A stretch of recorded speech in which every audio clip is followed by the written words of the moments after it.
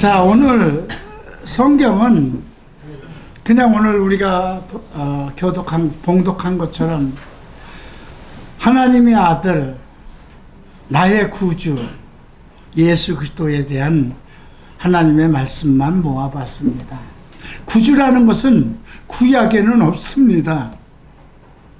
구주는 구세주, 구원의 주잖아요. 그죠? 세상을 구원하셨으니 구세주이며 나를 구원하셨으니 구원의 주입니다. 그런데 구약에는 구주라는 단어가 하나도 안 나옵니다. 이건 모두 신약에 나오는 말씀입니다. 물론 구약에서 예수 그리스도께서 이 땅에 오시는 일, 그리고 이 땅에 오셔서 고난받으셔야 하는 많은 성부들, 계시들이 기록되어 있습니다. 다니엘서나 또 이사야서나 시편에서 보면 모두 그 속에 메시아 되신 예수 그리스도가 다윗의 씨로 이 땅에 오실 것에 대해서 기록되어 있습니다. 우리가 누가복음을 보면 동방에 있는 박사들, 그들은 하나님의 백성이 아닙니다. 그럼에도 불구하고 하늘의 별을 보고 이 땅의 구원의 주 메시아 왕을 찾아서 왔던 일을 성경을 통해서 볼 수 있습니다. 구약에서는 우리가 많은 그 하나님의 아들 예수 그리스도를 계시로서 주셨지만은 이제 신약에서는 예수 그리스도께서 친히 나셔서 우리가 그 마리아를 통해서 수태보지를 천사들이 하고 마리아를 통해서 이제 예수 그리스도가 인간의 몸, 사람의 몸을 입고 태어나셨습니다. 그날이 12월 25일이냐? 사실은 아닙니다.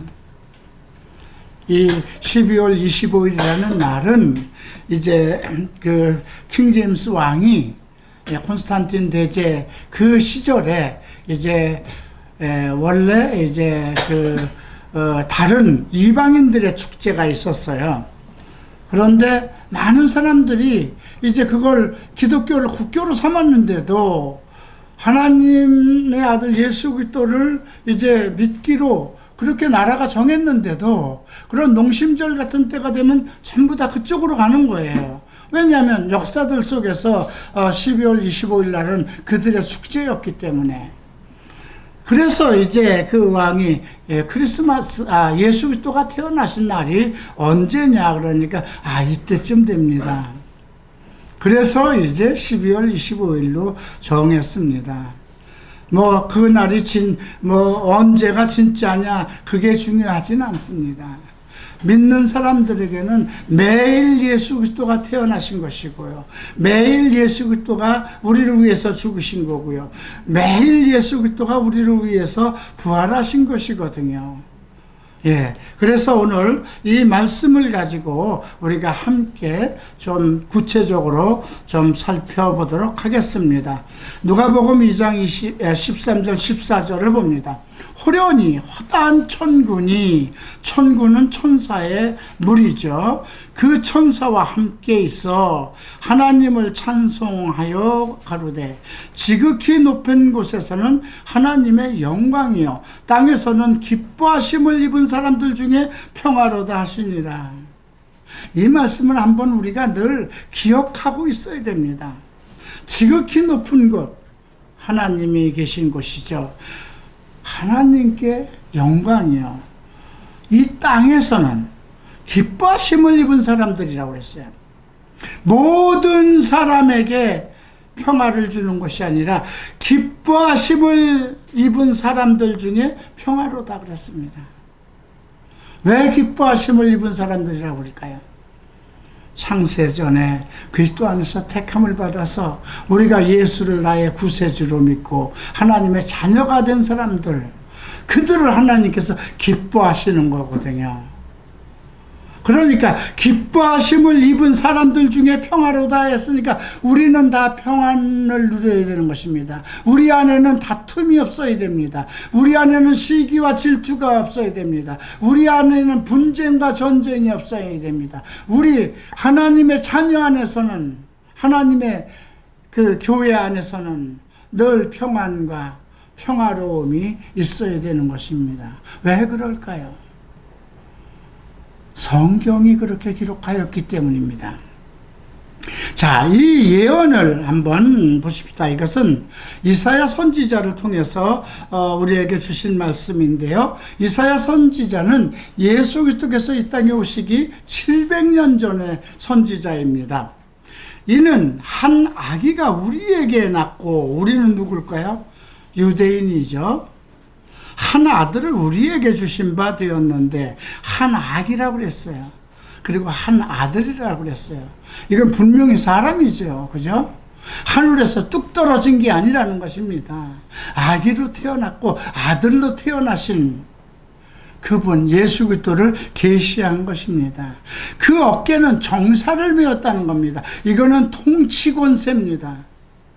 이 세상을 지배하는 정사, 모든 통치의 일을 어깨에 메었다는 것입니다. 그 이름을 기묘자라 모사라. 기묘자라는 건 기이한 일, 말로 표현할 수 없는 것, 위대함을 뜻하죠. 모사는 요즘 영어로 얘기하면 쉽게 그냥 카운슬러라고 그러면 됩니다. 원더풀 카운슬러라고 되어 있습니다. 그러니까 왜 이 이름이 먼저 나왔고요? 나왔을까 생각해 봐야 돼요. 카운슬러는 뭐 하는 겁니까? 카운슬러는 문제가 있을 때 필요한 거예요. 그죠? 지식과 모든 지혜가 똑같으면 카운슬러가 필요 없는 거예요. 한쪽이 부족하고 그 부족한 사람이 어떤 지혜를 필요로 할 때, 몸이 아픈 사람에게 카운슬러는 누굴까요? 그 사람이 몸이 낫게 하는 길을 가르쳐주는 사람이죠. 공부를 못하는 사람에게 카운슬러는 뭐가 될까요? 그가 공부를 잘할 수 있도록 인도하는 사람입니다. 그죠? 우리가 카운슬러 하면 우리말로는 그냥 상담사 이렇게만 생각하는데 아닙니다. 그분은 우리 인생의 카운슬러, 원더풀 카운슬러. 모든 인생의 문제를 해결하시는 분. 자, 이거는 매우 중요해요. 그죠? 이 이름이 먼저 나왔다는 것입니다. 그 다음에 나온 말이 무엇일까요? 전능하신 하나님. 그 아들이 전능이라는 거는요, 엘샤다이라는 뜻인데요. 이것이 창세기 17장에 처음 나옵니다. 전능하신 하나님이라는 그 전능이라는 단어는 그 전무덤과 같은 그런 의미가 있어요. 어린아이에게는 전무덤만 있으면 되잖아요. 어미의 전무덤만 있으면 되잖아요. 어린아이에게는 어미의 그 전무덤이 그 모든 것을 해결할 수 있는 은혜요, 사랑이요, 성장의 과정이요, 모든 것을 만족시켜주는 것입니다. 그처럼 전능하신 하나님 엘로힘이니까 성부, 성자, 성령 삼위일체죠. 불가능이 없으신 분, 그 모든 것을 다 해결하시는 분. 그 다음에 영존하시는 아버지라고 그랬어요. 우리 육신의 아버지는 영존하지 못합니다. 그죠? 나보다 이제 나이가 들으면 나보다 먼저 세상을 떠납니다. 아버지라는 위치는 무엇일까요? 아들에게서 아버지라는 위치는, 자녀에게서 아버지라는 위치는 그 모든 것에 나의 보호자고, 여러분 다 커서는 자식들이 아버지를 무시하고 돌아보지 않지만, 어려서를 생각하면요, 대통령이든 왕이든 다 필요 없는 거예요. 내 아버지가 왕이고 내 아버지가 최고인 거예요. 왜 그럴까요? 나를 사랑하시기 때문에 내 모든 필요를 다 들어주시기 때문에.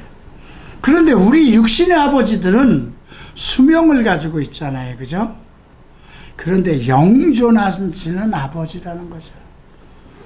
나의 그 모든 것을 책임지실 아버지가 영존하신다면 무엇이 걱정이겠습니까? 그분이 예수라는 거예요. 그런데 뒤에 마지막은 평강의 왕이라고 그랬어요. 평강. 평화와 강건, 이 평강이라는 단어는 뭐 평화나 같은 건데요. 우리의 모든 근심과 걱정과 아픔과 그러니까 치료, 위안, 뭐 재정적인 거, 그 어떤 건강에 관한 것, 모든 것이 이루어질 수 있는 왕. 이렇게 많은 이름을 가지고 계신 분이 한 아기로, 한 아들로 탄생하신 예수 그리스도라는 것입니다. 지금 우리는 평강의 왕을 기다립니다. 그죠? 우리의 왕은 평강의 왕입니다. 기뻐하심을 입은 자들에게 임하는 평화. 이건 당연히 우리가 누려야 될 은혜요, 축복입니다. 자, 이제 그 구주 되신, 우리의 구주 되신 그분이 오신 과정과 왜 오셨는가, 그리고 우리가 장차 무엇을 해야 될 거에 대한 말씀을 계속해서 보시겠습니다. 오늘날 다윗의 동네에 너희를 위하여 구주가 나셨으니, 이건 천사를 통해서 하신 말씀입니다. 곧 그리스도 주시라 그랬어요. 다윗의 동네, 왜 다윗의 동네라고 그랬을까요? 다윗의 씨로 오시겠다고 이미 구약에서 예언했기 때문에 그럽니다. 너희를 위하여 구주가 구원해 주죠. 나셨으니 곧 그리스도, 그리스도라는 건 메시아라는 뜻입니다. 구약에서는 히브리어로 메시아입니다. 이 그리스도라는 건 우리말 그 헬라어로 번역을 한 것인데요. 그리스도 주신이라 했습니다. 마태는 임마누엘이라, 항상 우리와 함께 하시는 분이라 이렇게 증거했죠. 내 마음이, 근데 이 지금 내 마음이 전에는 내 영혼이 항상 주를 찬송하며 그 말씀이 있고요. 내 마음이 하나님 내 구주를 기뻐하였음은 저는 사망을 패하시고, 이 땅에 있는 모든 사람, 하나님께서 친히 거룩한 백성으로 삼은 유대인들, 이스라엘 백성일지라도 그들은 죽을 수밖에 없었죠. 사망이라는 건 이미 아담의 자손들은 하나님 앞에 죄인 되었기 때문에 육체를 가지고 온 이 모든 사람들은 사망할 수밖에 없죠. 또 유대인들에겐 거룩하고 의로운 길을 살 수 있도록 율법을 주었지만 그 율법을 우리가 인간이 하나님의 법을 다 지킬 수 없기 때문에 결국 율법은 사망의 왕이 되어버린 것입니다. 그래서 만약에 율법으로 우리가 온전케 되고 의로운 사람이 될 수 있었다면 예수 그리스도는 오실 필요가 없었어요. 그래서 이 죄인된 인간이 그 수많은 율법을 통해서 거룩한 인생을, 삶을 살다가 이제 아브라함의 품에 들어가 하늘로 들어갈 수 있는 유일한 길을 만들어 놨는데, 죄성을 가지고 있는 우리는 하나님의 법, 율법을 모두 지킬 수 없었던 것입니다. 근데 율법이라는 건 10가지를, 9가지를 지키다가도 한 가지를 범하면 다 무효가 되는 것입니다. 그래서 결국은 율법은 우리 인생의 사망의 왕노릇을 한 것이죠. 이것을 폐한 것입니다. 이 율법을 폐하시고 은혜의 길로, 복음으로, 오직 예수 그리스도를 믿는 그 복음으로서 모두 하나님의 자녀가 되고 천국에 들어갈 수 있는 길을 여셨죠. 그래서 저는 사망을 폐하시고 복음으로써, 이 복음이라는 건 기쁜 소식이죠. 예수 그리스도 그 자체가 기쁜 소식입니다. 한 아들 예수 그리스도, 하나님의 아들, 그에 관한 모든 것은 복음입니다. 복음으로서 생명과 썩지 아니할 것을 드러내신지라.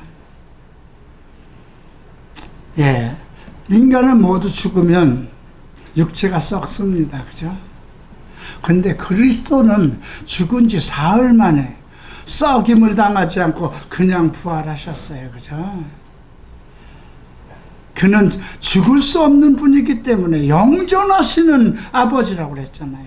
영생의 근원이잖아요.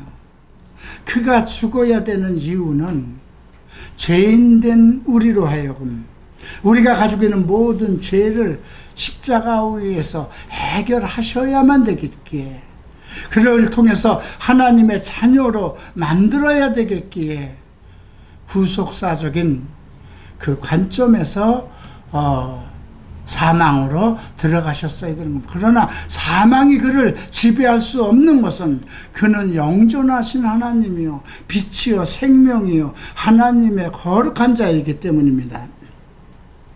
자, 그리고 복스러운 소망. 복스러운 소망이 무엇일까요? 여기서 말하는 소망은 무엇일까요? 우리가 이 세상 한 살면서 나는 좋은 신랑을 만나야지, 좋은 아내를 만나야지, 뭐 그것도 소망이죠. 나는 좋은 아파트, 좋은 직장을 만났으면 좋겠어.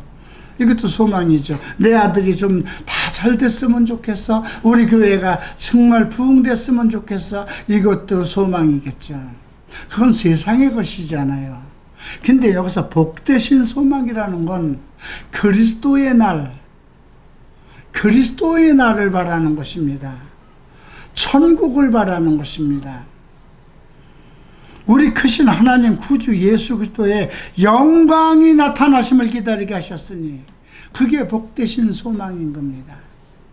예수께서 이 땅에 오신다고 약속하셨기 때문에 이 세상의 모든 더러운 영적인 권세들과 악한들과 모든 것을 다 멸하시고 그의 천사들과 또 이미 천국에 들어가서 잠들고 있는 자들과 함께 이 땅에 오셔서 이 땅에서 천년 왕국을 설립하시고 우리와 함께 왕노릇 한다는 것입니다. 그래서 그것이 복된 소망이요, 그 영광이 나타남을 우리가 기다리는 것입니다. 자, 우리 구주 하나님의 자비와, 왜 자비라는 말이 있을까요? 우리가 이 세상 살면서 많은 애통을 겪습니다. 질병과 고통과 슬픔, 그리고 하나님을 온전히 섬긴다는 것이 그렇게 쉽지 않습니다. 그래서 조금만 그냥 저거에도 헛길로 가고 다른 길로 가고 유혹받아서 넘어집니다. 그래서 우리에겐 하나님의 자비가 필요한 것입니다.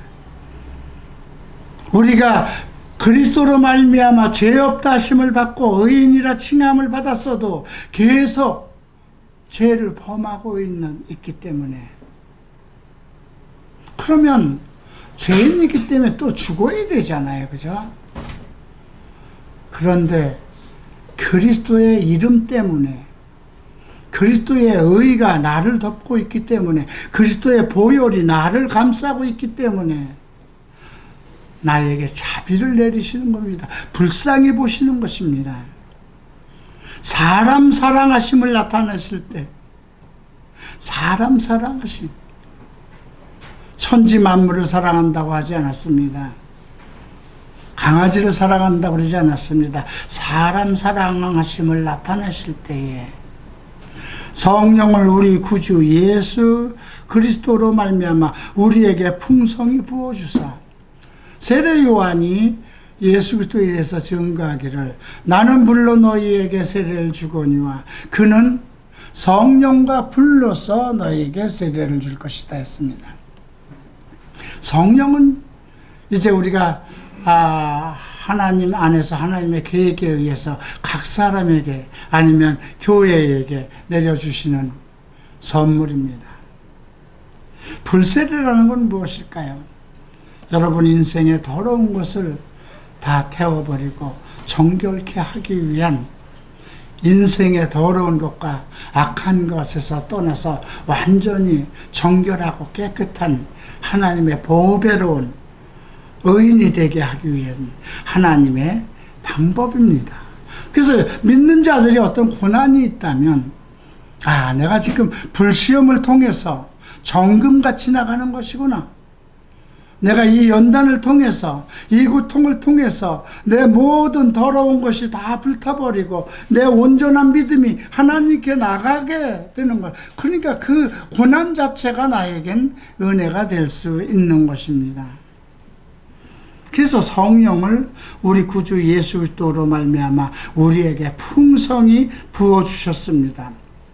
우리 주 곧 구주 예수 그리스도의 영원한 나라에 들어감을 넉넉히 너희에게 주시리라.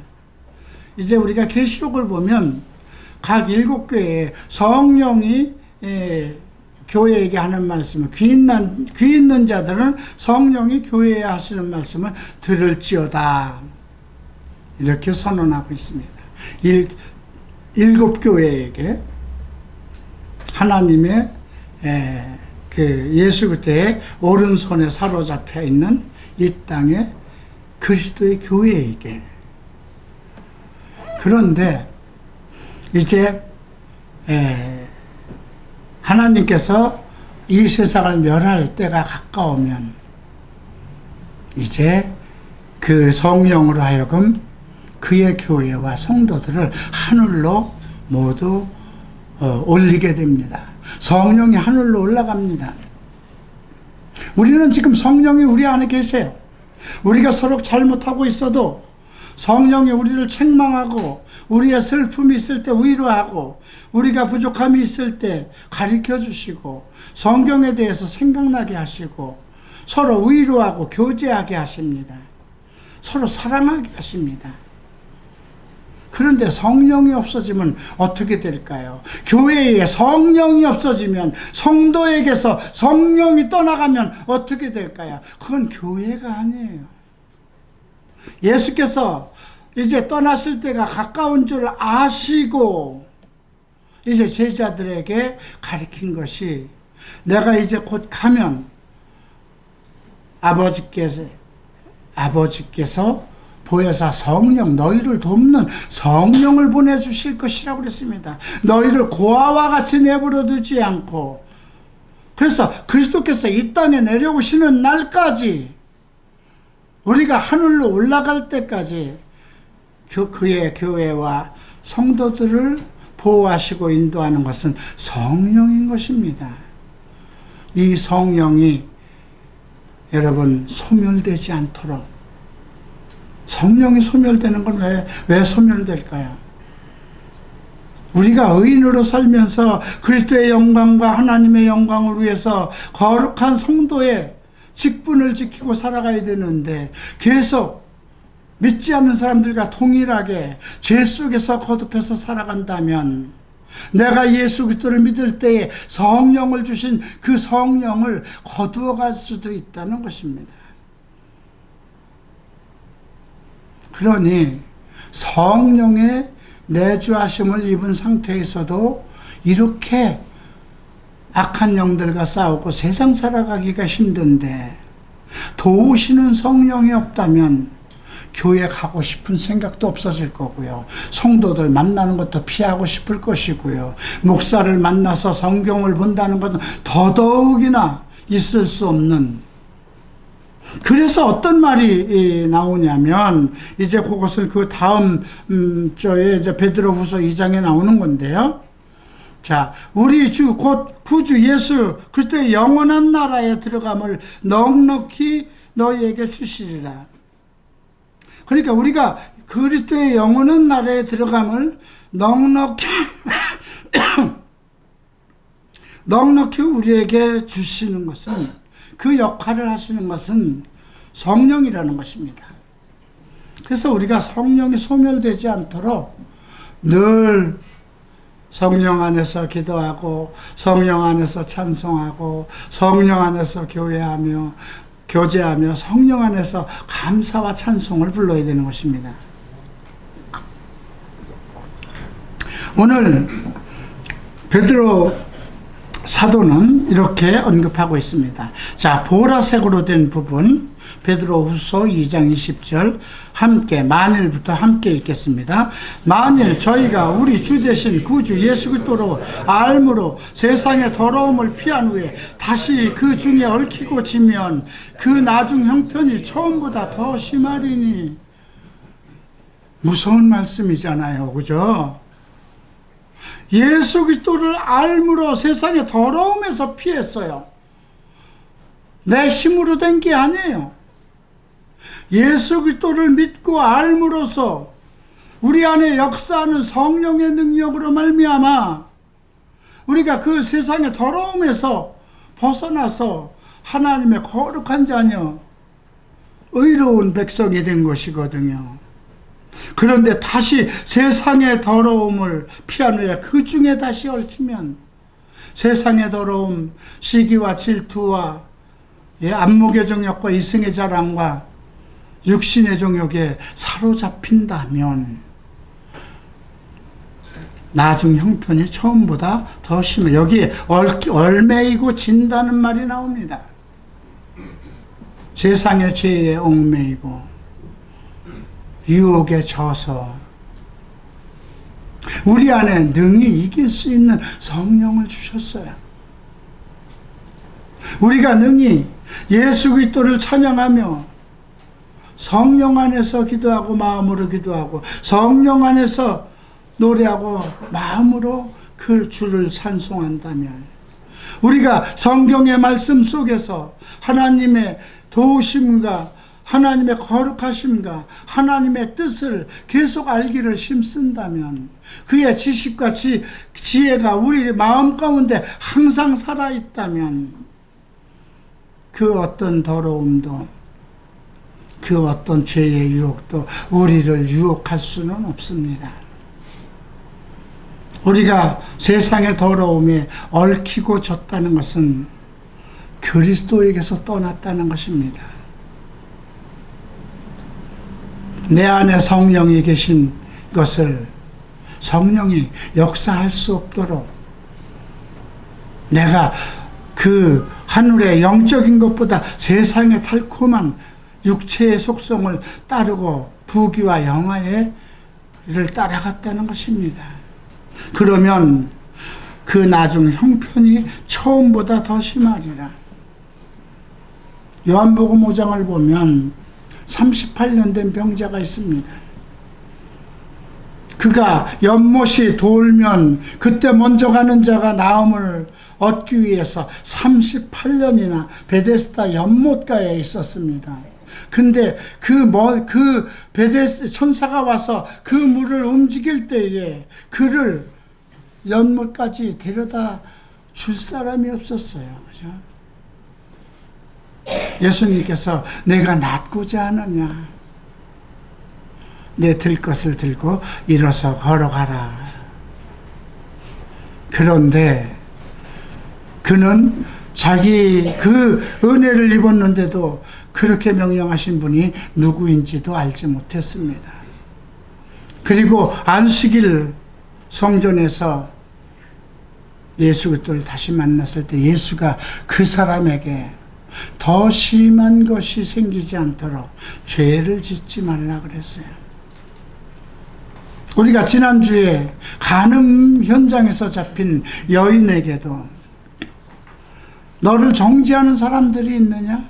없습니다. 그러면 나도 정죄하지 않겠다. 그러나 나는 세상의 빛이니 나를 따르는 자는 생명을 얻으리라. 결국은 뭘 말씀하는 거예요? 예수 그리스도의 빛 가운데 살아가라는 거죠. 예수 그리스도의 빛 가운데 모든 어둠을 밝히고 그 안에 생명이 살아있어서 우리를 영생하는 데까지 이끌고 가는 것이죠. 자, 오직 우리 주의 곧 구주라고 그랬어요. 우리 주는 나의 구세주, 구원주, 예수 그리스도의 은혜와 예수 그리스도의 은혜가 무엇일까요? 그의 죽으심과 부활하심, 그걸 전제로 해서 우리에게 성령을 부어주신 건, 우리가 허다한 죄를 짓고 있어도 아버지 앞에서 우리를 위해서 중보하고 계시는 것, 내가 죄를 짓고 있음에도 죄인이라고 칭하지 아니하시고 의인으로 보시는 것, 네, 그의 이름을 위해서입니다. 저를 아는 지식에 자라가라 그랬어요. 저를 아는 지식, 성경을 공부하라는 것입니다. 믿음은 들음에서 나고 들음은 그리스도의 말씀이라고 그랬습니다. 성경, 믿음은 듣기부터 시작하지만 사도 요한은 생명의 말씀에 관하여는 우리가 들은 바요, 눈으로 본 바요, 주목하고 살핀 바요, 손으로 만진 바라 그랬습니다. 손으로 만진 바라는 건 말씀과의 그냥 인격적인 교제를 얘기하는 것입니다. 처음에는 들었지만 눈으로 살보고 또 계속해서 주목하고 더 살펴본 후에 말씀 속에서 육체로 오신 그리스도와의 인격적인 교제를 하는 것입니다.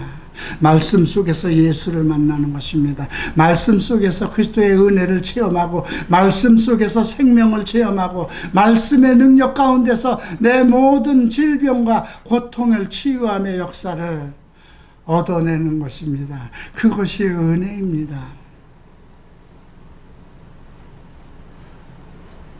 우리가 저를 아는 지식에 자라갈 때에 영광이 이제와 영원한 날까지라고 했어요. 우리가 그리스도를 아는 지식에서 점점 자라갈 때, 성장할 때에 그의 영광이 지금 이제와 영원한 날까지 저에게 있을지어다. 자, 이제 사도가 또 얘기합니다. 아버지가 아들을 세상의 구주로 보내신 것은 우리가 보았고 또 증거하노니. 예, 사도들이 직접 보았어요. 그죠? 예, 하나님께서 이 세상을 위해서 우리의 구주를 세상에 보내신 것은 사도들이 먼저 보았고 또 증거를 합니다. 그래서 우리가 그 복음의 증거를 듣고 예수를 믿은 것입니다.